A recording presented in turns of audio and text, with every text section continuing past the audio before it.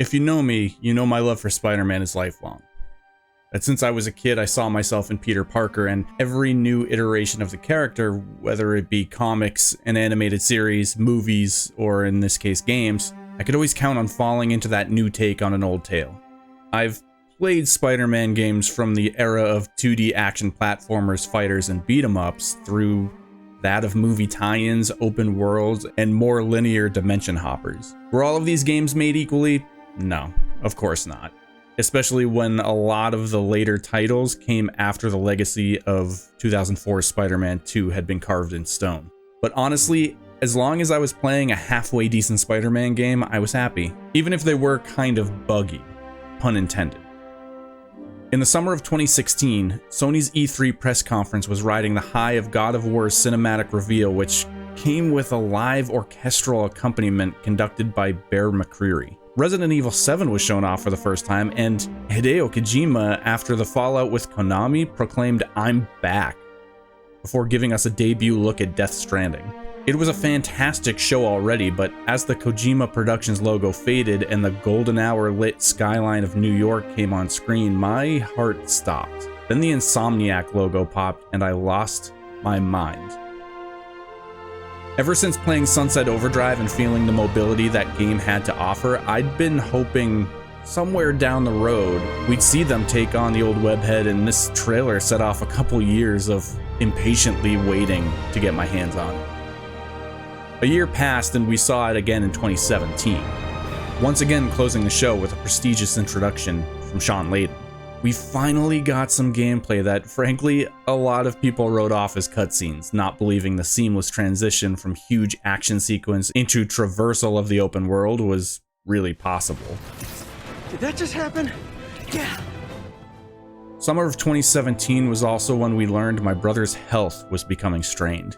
We didn't know how badly at this point, but there were issues arising that were the beginning stages of something much bigger, much scarier.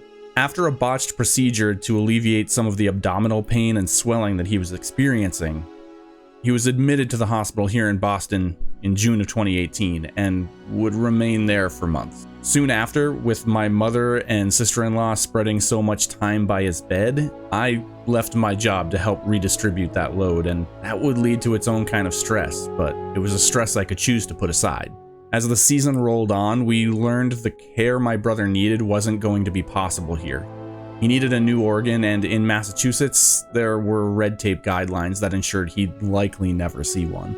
So the decision was made that at the earliest possible chance, he'd be transported to a hospital overlooking Central Park in the Upper East Side of Manhattan. Things were taken on more of a case-by-case basis, so there was a better chance that care could be found.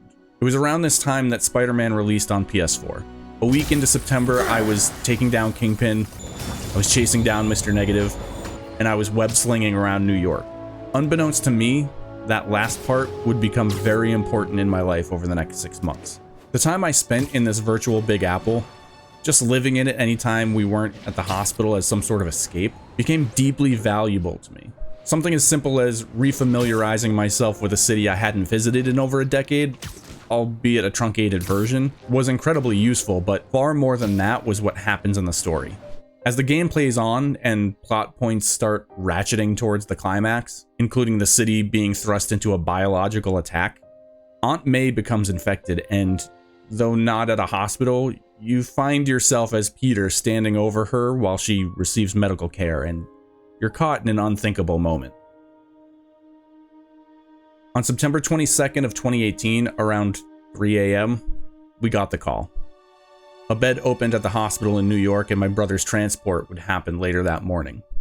After traveling down, we had discussions with doctors, including testimonials to show not just that my brother wanted to survive, but that we and his family would be there to support him with that struggle. We stayed down there for 2 days, but due to the UN summit being in town, nearby hotels were slim pickings, so my mother and I made the 4-hour trek back to Boston, which felt unimaginably longer than it was. Over the next few days, having completed the game, I just found myself swinging around New York, mostly and subconsciously sticking around the Upper East Side. By the time I realized what I was doing, I couldn't bring myself to go anywhere else on the island. Traversing up and down Central Park East, I'd occasionally head over to Avengers Tower to take in the city from up high, but more often than not, I'd perch at the top of a nondescript brick building overlooking the park around 99th and 5th. It's not the actual real-life building for the hospital, but it was close enough for me to feel like I was nearby, even though I was a little over 200 miles away. About a week later, we got another early morning call. A matching donor was found, and we packed up and made the drive again before the truly scary part of the process began. We didn't know what would happen or how it would go.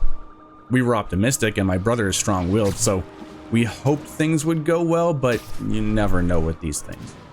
The night before his surgery was rough. He was getting so many plasma treatments that he was throwing up blood while we just waited with him. Eventually, those long hours became a bit closer to morning, and we walked with him as he was brought down to surgery, telling him, "You've got this," that we loved him, and that we'd see him when he wakes up. And then we tried to get some rest. The surgery was a success, but recovery didn't go as quickly as doctors hoped.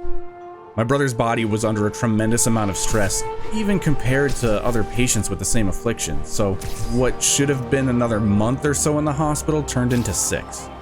Half a year of pain and rest and physical therapy and setbacks and healing. Those 6 months on my end were spent living overwrought with worry between 2 cities. Every other week, we'd find ourselves traveling from Boston to New York and back, no more than 14 days at a time in either area. But in that time, the familiar need to feel like I was there in the off weeks grew stronger. So I sought comfort where I knew I could find it until he was home. I'd swing around New York, taking the city in from above so I could watch over a nondescript brick building in the Upper East Side in the glow of a Manhattan sunset. This is why Marvel's Spider-Man is the most important video game I've ever played.